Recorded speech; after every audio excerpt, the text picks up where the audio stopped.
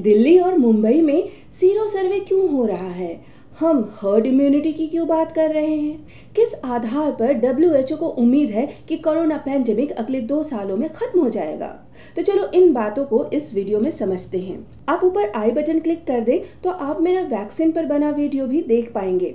जब कोई नया वायरस या बैक्टीरिया किसी जगह बीमारी फैलाता है तो 1 से 2, 2 से 10, 10 से पूरी सोसाइटी, फिर देश और पूरी दुनिया में फिर फैल जाता है, जैसे कोविड-19 या कोरोना। लेकिन कभी आपने ऐसा सुना कि कई सालों पहले कोई बीमारी फैली थी, जैसे मीजल्स या प्लेग, और कई दशकों बाद फिर तेजी से फैला और कई लोग फिर से मर गए? नहीं, ऐसा नहीं होता। असल में जब कोई नया वायरस या कोई भी पैथोजन समाज में नया फैलता है तो हमारे शरीर का इम्यून सिस्टम उसके एंटीजन की केमिस्ट्री से अनजान होता है। इस पे भी मैंने वीडियो बनाया, आप ऊपर आई बटन को क्लिक कर सकते हैं। और चूंकि ये एंटीजन की केमिस्ट्री उसके लिए नई है तो उसकी एंटीबॉडी बनने में ज़्यादा समय लगता है। नई बीमारी के लिए दवा भी नहीं होती। अब चूंकि लोगों में इस बीमारी से इम्यूनिटी नहीं डेवलप हुई है तो ये ज़्यादा जल्दी लोगों में फैलता है और ज़्यादा जानलेवा भी होता है। इस दौरान कई लोग जो बीमार लोगों के कांटेक्ट में डायरेक्टली और इनडायरेक्टली आए और उनके शरीर में वायरस या बैक्टीरिया का एंटीजन यानी एक तरह का प्रोटीन जो बैक्टीरिया और वायरसेस पे पाया जाता है उन तक पहुंच जाता है, जिससे अगर वो स्ट्रॉन्ग इम्यूनिटी पावर के हुए तो उनका इम्यून सिस्टम एंटीबॉडी बनाकर वायरस आदि के एंटीजन को खत्म कर देगा और जितना एंटीबॉडी बच गया वो ब्लड प्लाज्मा में घूमता रहता है। ये एंटीबॉडी वाई शेप का एक प्रोटीन होता है जो बैक्टीरिया और वायरसेस को किल करता है। तो इस तरीके से बिना बीमार हुए जब कम्युनिटी में ज़्यादा से ज़्यादा लोगों के ब्लड में उस बीमारी का एंटीबॉडी उनके ब्लड में पाया जाने लगता है तो उसको हम बोलते हैं सीरो इम्यूनिटी। किसी भी गवर्नमेंट के लिए कोविड-19 का सभी का टेस्ट करवाना आसान नहीं है। ऐसे में लोगों के ब्लड सैंपल से सीरो इम्यूनिटी कितने लोगों में डेवलप हुई ये पता लगाया जाता है। पर अरबों की जनसंख्या में कुछ करोड़ लोगों को सीरो इम्यूनिटी डेवलप हो भी जाए ना तो ज़्यादा फायदा नहीं है, बीमारी फिर भी फैलेगी।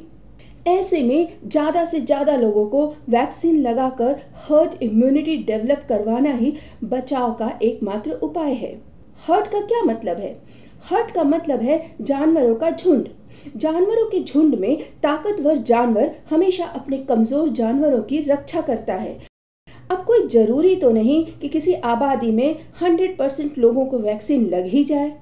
कोई बीमार है, कोई प्रेग्नेंट है या किसी को सोशल टैबू है जिसे वैक्सीन नहीं लगवाना है, अब वो लोग कैसे इस बीमारी से बचेंगे? देखो, जब बीमारी नई है और कोई भी उससे इम्यून नहीं है सोसाइटी में तो कुछ ही लोग बहुत सारे लोगों को बीमारी फैलाते चले जाते हैं, जिसमें डेथ रेट बहुत ज़्यादा होती है। जैसे कोरोना में शुरू में वुहान में बहुत सारी डेथ हुई, लेकिन जब बहुत ज़्यादा लोग इससे इम्यून हो जाएंगे, अब ये इम्यून वो नेचुरल तरीके से भी हो सकते हैं और वैक्सीन लगाने से भी हो सकते हैं। वैक्सीन से ये इम्यूनिटी जल्दी डेवलप की जा सकती है।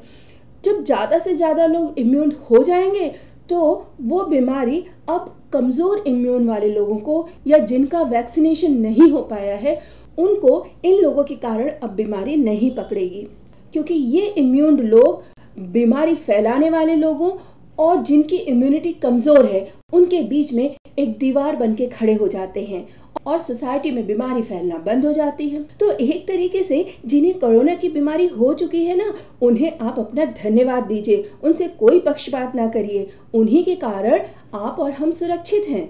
अब कोई देश या संस्था कैसे ये असेसमेंट करते हैं कि कोरोना पैंडेमिक इतने दिनों में ख़त्म हो जाएगा? देखो, एक इंसान बीमारी के जस्ट शुरुआती दिनों में जब बीमारी नई फैली थी तब वो ऑन एन एवरेज कितने लोगों को बीमार करता है वो मैथमेटिकल टर्म में R0 वैल्यू कहलाती है।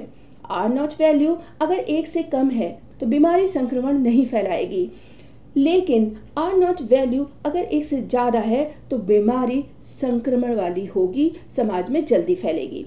R0 वैल्यू को हम बेसिक रिप्रोडक्शन नंबर कहते हैं, यानी एक शरीर से पैथोजन दूसरे शरीर में रिप्रोड्यूस होता है। R0 वैल्यू से R0 थ्रेशोल्ड वैल्यू का भी पता किया जाता है। R0 थ्रेशोल्ड का मतलब है कि किसी जनसंख्या में कितने लोगों को मैक्सिमम वैक्सीन लग जाए कि हर्ड इम्यूनिटी डेवलप हो जाए, क्योंकि बड़ी संख्या में, जैसा पहले भी बोला, कि सबको वैक्सीन लग जाए ऐसा पॉसिबल नहीं है। जैसे स्मॉल पॉक्स का R0 वैल्यू 5 to 7 था और थ्रेशोल्ड था 83 से 85%। इसका मतलब एक बीमार इंसान कम से कम 5 से 7 लोगों को और बीमार कर रहा था, और जब तक 83 से 85% लोगों को वैक्सीन या हर्ड इम्यूनिटी नहीं डेवलप हो गई तब तक वो बीमारी नहीं रुकी।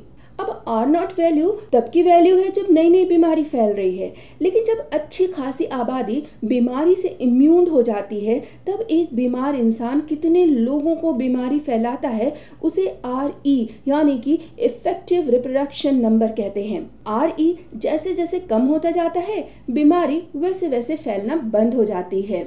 R0 और RE वैल्यू कोरोना के केस में बहुत तेजी से बदल रहा है और हर एक देश की अलग अलग रीडिंग है, तो कोरोना के R0 और RE या थ्रेशोल्ड पर मैं अभी कोई भी आंकड़े आपको नहीं दे सकती हूँ। R0 की वैल्यू जैसे जैसे कम होती जाती है बीमारी वैसे वैसे फैलना बंद होती जाती है, और इसी आधार पे किसी देश में या कोई संस्था या WHO ये कयास लगा रहे हैं कि ये बीमारी कब खत्म होगी। होपफुली जल्दी खत्म हो जाए। तो थैंक यू फॉर वॉचिंग। मिलते हैं नेक्स्ट वीडियो में, जानेंगे कुछ और नई बातें। जय हिंद।